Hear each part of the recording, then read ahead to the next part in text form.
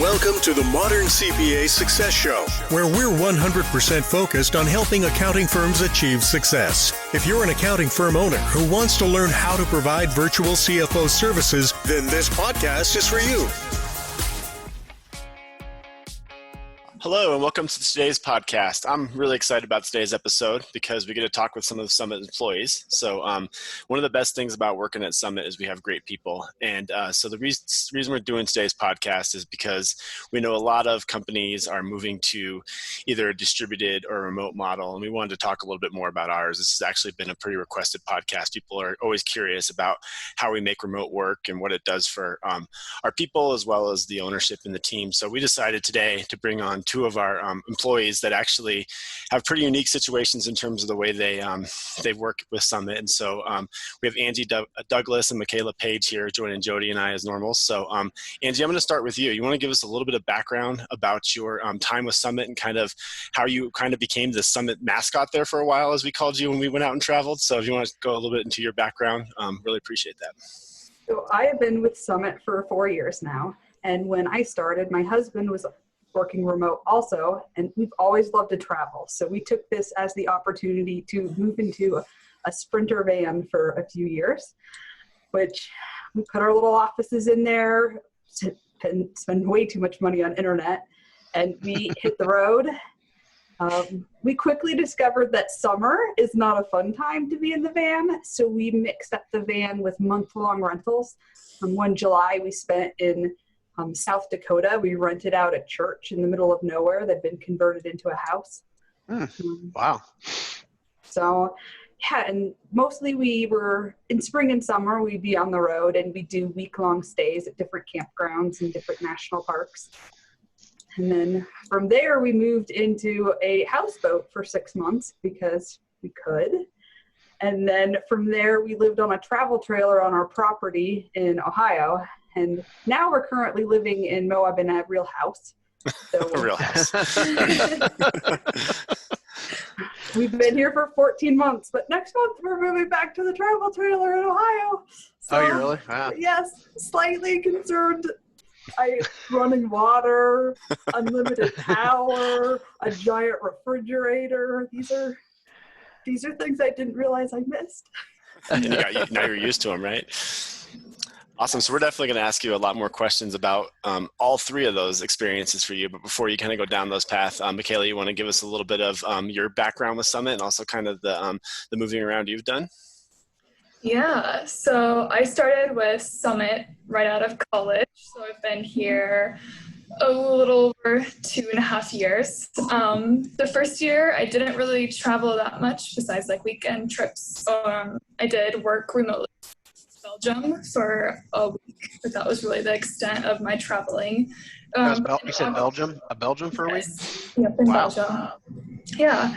So I like to travel with minimal stuff. So I've realized that the more accessories you have, the more they get broken, or just the more annoying it is. But in August of last year, my friend from college asked me if I'd be willing to travel with her for a while because she wanted to start travel nursing and she didn't want to go by herself. So she called me, and a week later we moved to Myrtle Beach. So I've been traveling with her for a year now. We've moved 4 times now. We're in our 3rd state together. Oh, wow. It's been really fun, and I feel really lucky that I'm this flexible and also that I can fit all of my belongings in my car. So. And let me get this straight. You're in your favorite state right now because you're in Colorado with me, right? Yeah, so actually I'm home right now in Indiana. Oh, you are? Funny Okay. enough, but most of the time, in your favorite state. Yeah, most of the time I'm in Colorado, so that's definitely a great place to be. Yeah. So I'm going to ask each of you guys, before we go into the details of your specific situations, just 1 or 2 tips for people that are interested in sharing some kind of lifestyle where they are interested in either living in a van or going to different locations throughout the year. So, Mikala, let's start with you. What would be your 1 tip or 2 tips for someone that's thinking about doing this? Kind of like I I said before, get everything condensed. Like, I don't know how Angie did it, but I travel with my laptop and a portable monitor. And I don't have big screens. I don't have a fancy setup or anything. I've realized how to keep it condensed. And then another thing is scope out your Wi-Fi situation before you're going to get there. Because the worst weeks that I've had working somewhere are when I'm trying to use my phone hotspot the entire time. And it does not go well for me. Yeah, Wi-Fi for sure, without a doubt. And I think that's a good tip for the business owners. So Jody, that's something we do, right? When people apply, we actually have them send a screenshot of their internet speed, because it is that important. And how many people have we hired where the first week they're here and they're talking and we can only hear every other word they say because their Wi-Fi is not strong enough?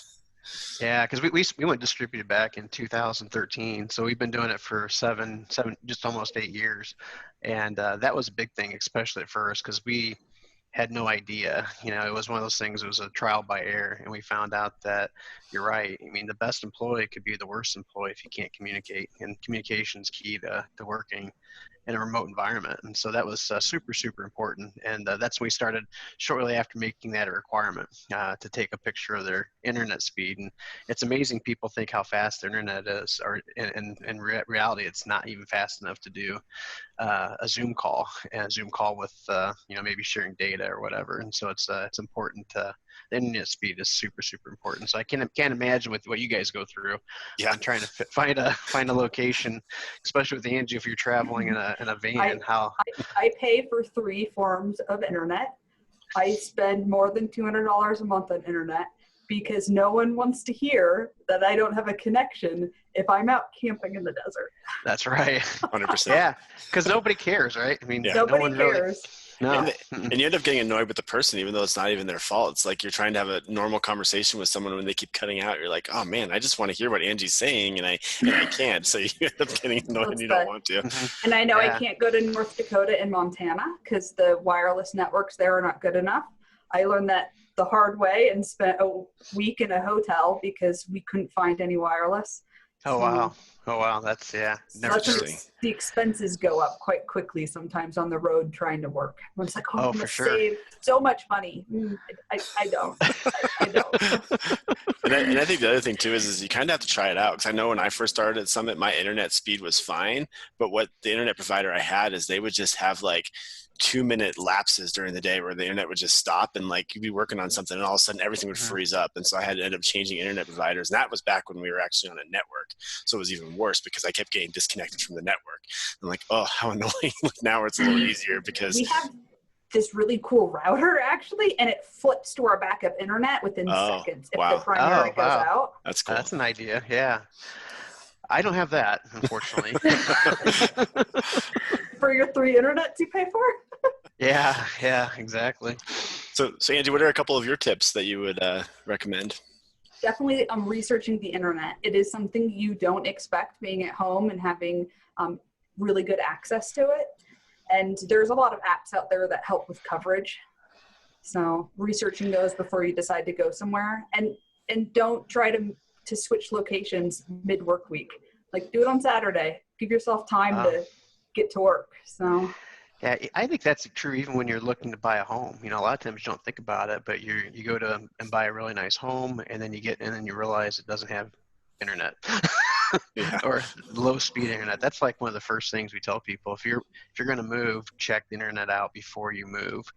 Make sure that it's got high speed internet. And I remember having an employee, this is probably about 6-7 years ago, and she moved 3 different times and could not find before she realized, hey, I really need to have internet, because she was doing exactly what you're doing, Angie. She was using her phone as a hotspot. She was trying all different types of things, satellite, you name it, and it just wasn't good enough really for this type of environment. So I'm excited for the new satellite options that are coming out in the future, though.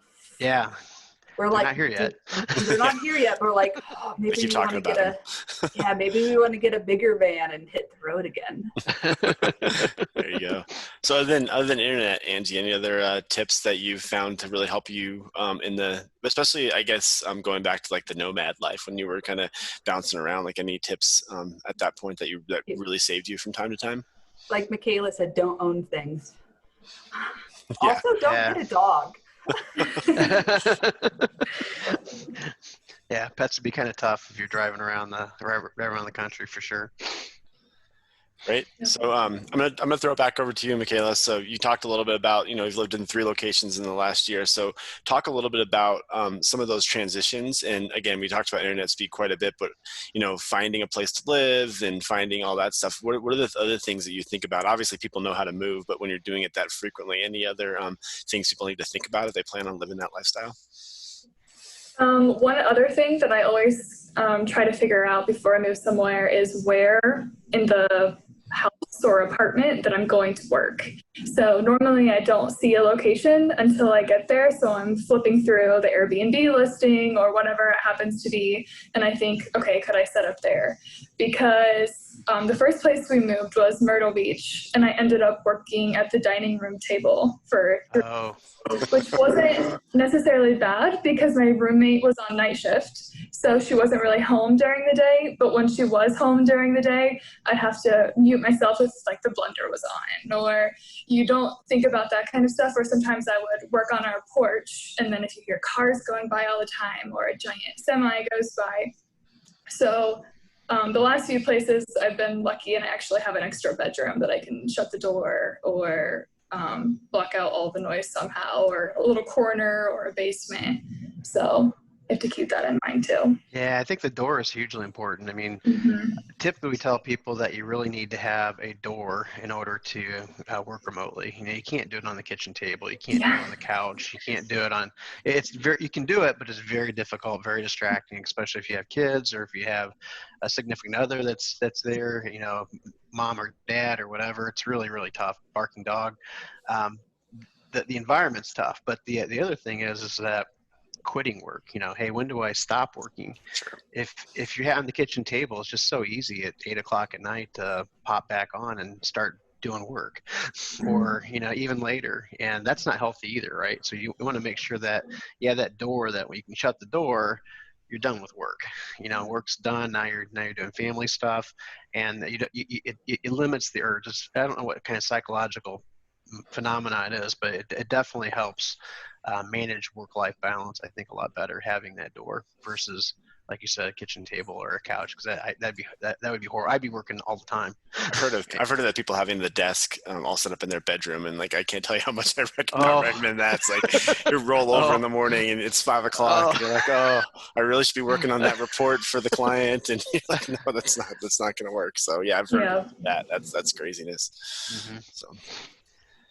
Cool. So, Angie, I'm going to throw it over to you now. I'm sure a lot of people are really interested in getting the van set up. I know I worked with you quite a bit during the time when you were in the van, and there were definitely some lessons learned where early on it was, you'd see you and you'd see the horse behind you or whatever, and I think you really perfected it. So you kind of want to talk through that process a little bit and what some of the mistakes you made, but also where you ended up, where it really got quite comfortable. First, we did have a separate bedroom. Our van is 2 stories. It has a pop top. So it's really nice to have that separate sleeping area because, again, who wants to work in their bedroom? We never perfected the 2 people in a meeting in a small space. Because you guys both worked remotely then. Yes, and if we both had a meeting at the same time, that was hard. But people were tolerant. You're good on mute. Yeah, for sure. But the main thing was not moving that often. We weren't road tripping during this time. We were at one place for a week or 2 because going to North Dakota, we thought, oh, this will be great. We were just popping up from South Dakota, and we get there on a Saturday, and we tried 5 different campgrounds that weekend and realized we couldn't find internet, but we still had time to drive a few hours to get a hotel that we knew would work. So that not expecting to just be out and doing things, and knowing that if you're somewhere, you're not going to be doing things after work. The chores list gets big. You don't have a dishwasher. I had to manually make my coffee. So those things just took a long time. But man, on the weekends, you're just in these amazing locations that you can go explore all weekend, and it makes it worthwhile. Now, Angie, am I correct in remembering at one point, and again, it may have just been one time, where your husband was driving and you were actually trying to have a meeting while he was driving? Am I remembering that correct? Because I think I do. I don't am making that up. Yes, that has absolutely happened. Bouncing around. I needed to be somewhere. And the desk, of course, is set up with the van window in the background and the mobile internet. I was just like, fine, do it. And yes, driving down the interstate for an hour call. Oh, the trees whipping by. It happened more than once. And you would not recommend that, is what you said. No, I would not recommend that. You're just hoping that the internet doesn't go out because, cell phone coverage isn't perfect. Oh, no. Yeah, for sure. Definitely. For sure. I've got a real big question for you. I mean, I'm pretty outgoing. I think Jamie's pretty outgoing. You guys are very outgoing. Does this work for you? We're kind of, in the end, recluses. Like, we don't mind spending all of our time together. So, like, we're definitely, like, best friends first. So, being able to explore all these places together, and because you don't have the family network and you don't have the friend network when you're out on the road. But I wouldn't recommend doing it by yourself. That would be lonely. Yeah, for sure. I definitely could not do it. Yeah, I could definitely not do it by myself. I feel like I kind of go in phases where I do like being by myself, but other times I'm going on a trip to Kroger just to get some social interaction. So I am really fortunate that the travel nurse I live with is one of my best friends, and her schedule is kind of crazy too. So if we go out on a weekend or something, we're both normally available for that, or we do like hanging out so we don't get tired of each other. But yeah, it would be really hard to do this by yourself because it would get just addicting to work maybe 10, 11 hours a day.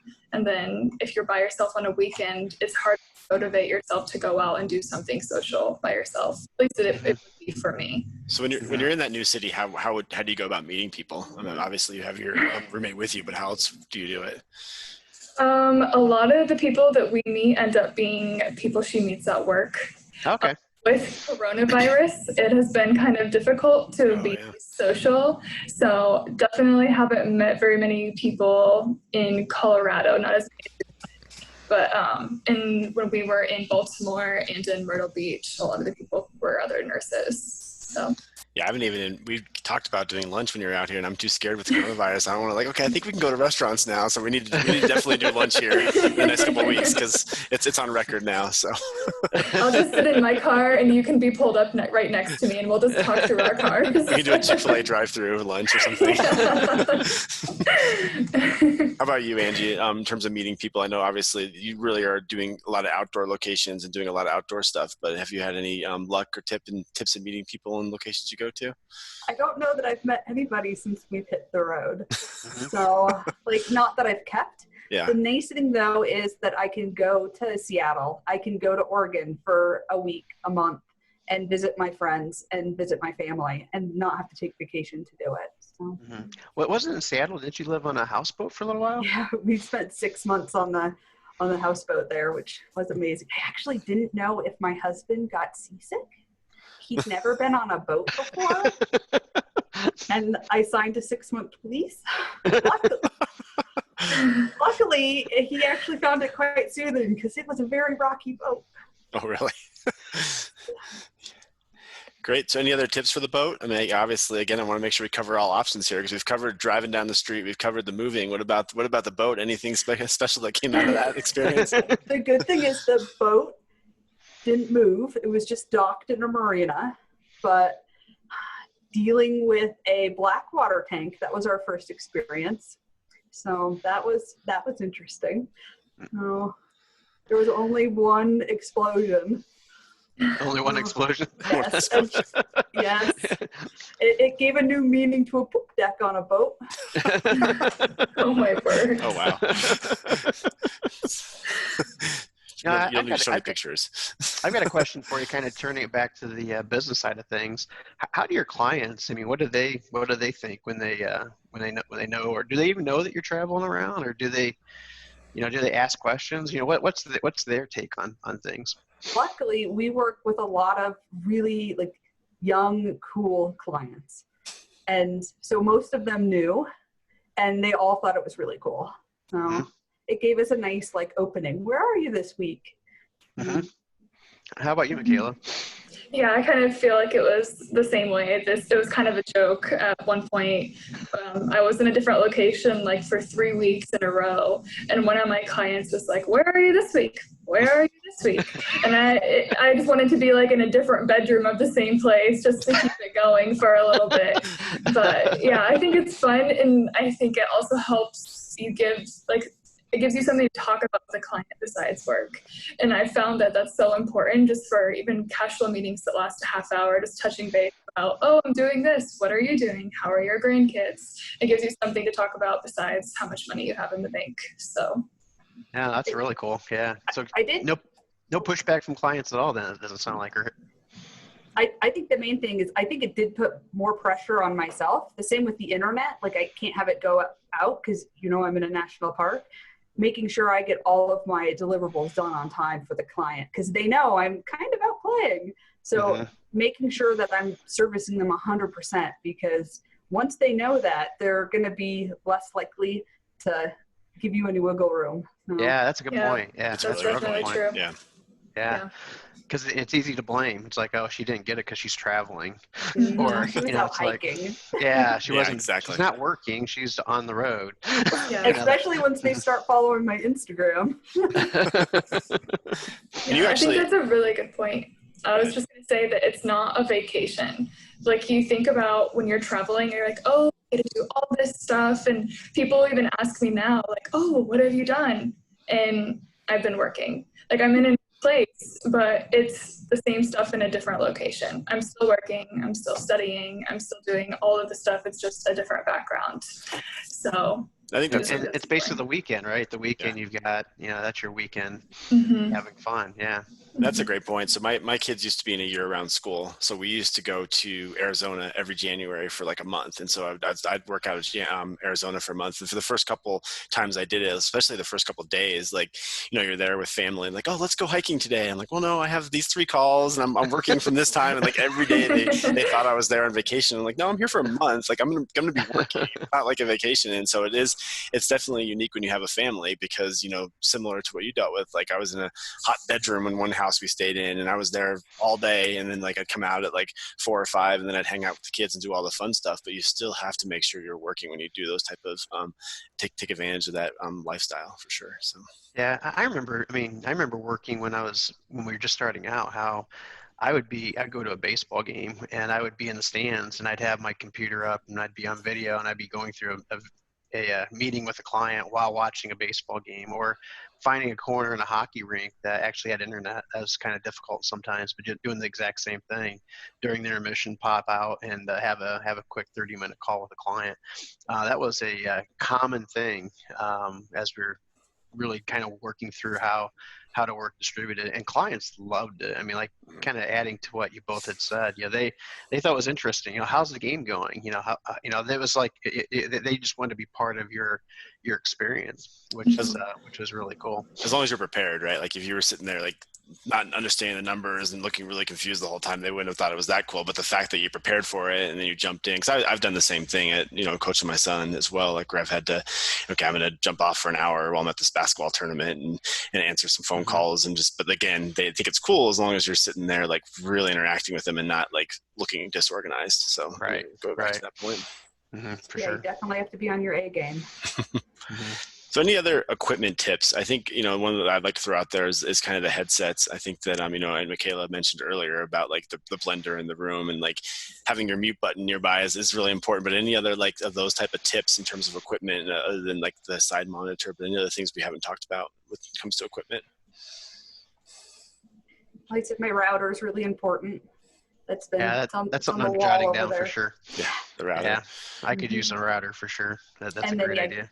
getting noise canceling headphones and then a microphone that doesn't pick up the entire room. For sure. Oh, yeah. And everybody's had those before. A lot of times you think the Beats or whatever, and you think, oh, this is great. And then you can hear everything that's going on everywhere. Well, whenever my headset goes funky, I have to use my camera speaker, and that thing picks up the whole room, and it just doesn't work. For sure. Right. Yeah, I know we were selling our house once while working at Summit, and I had to take a couple calls from Chick-fil-A because they had the free Wi-Fi, and like everybody could hear everything. So I didn't use my big headset. I just had like the normal like Beats headset with like the earbuds, and people are like, I can hear everything that everyone's saying behind you, Jamie. So I had to. It took me a while to get used to that for sure. So a good point would be testing it out before you pop on a call. Yeah, for sure. Definitely. Yeah. And then I also, you go, Mikala. Oh, sorry. I was also going to say, I love having like a good tech backpack. Like it sounds like just being able to keep everything in one space and I know everything has a place in my backpack and exactly how to pack it up every single time. So that's my office. And if it doesn't fit in my backpack, then it doesn't come with me because it's too much stuff. So. Oh, there you go. We have your office in a box for the van. I've got the same thing.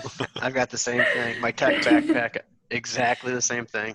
Yep. Yeah, because I travel a ton, not recently, but with COVID and everything, it's kind of slowed it down, but I travel a ton. So I'm on the road typically at least 1, maybe 2 weeks out of the month. And that backpack's huge because, like you said, you've got everything in the same place. You don't forget anything because you know where it belongs. You know where it should be.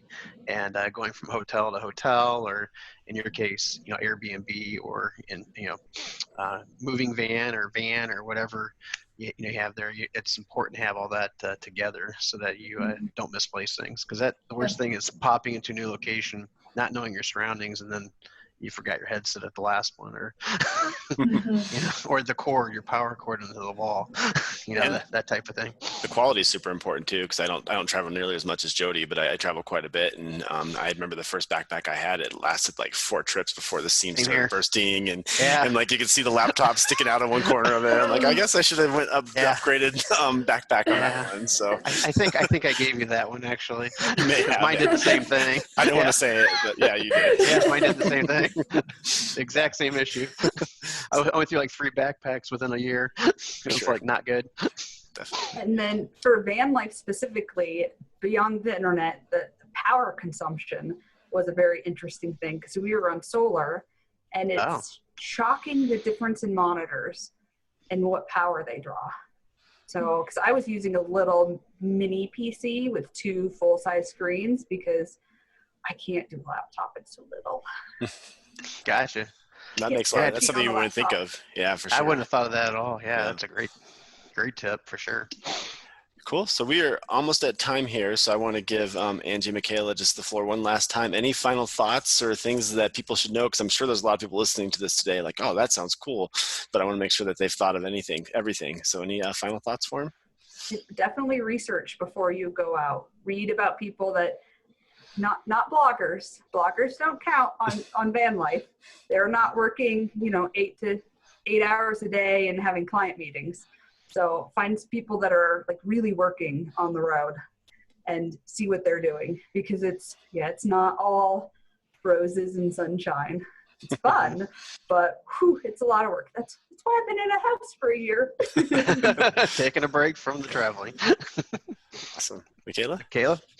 I was just going to say, plan ahead, know what you're getting yourself into before you get there. Plan for Wi-Fi and go with somebody so it's more fun. Yeah. Awesome. Great. Well, I definitely appreciate you guys taking the time to join us today. And I thought this was a really fun podcast. So really appreciate it. Yeah. Time has flown by for sure. I know. Enjoy this episode? Visit our website at summitcpa.net to get more tips and strategies for achieving modern CPA firm success. We're here to be a resource in this ever-changing industry.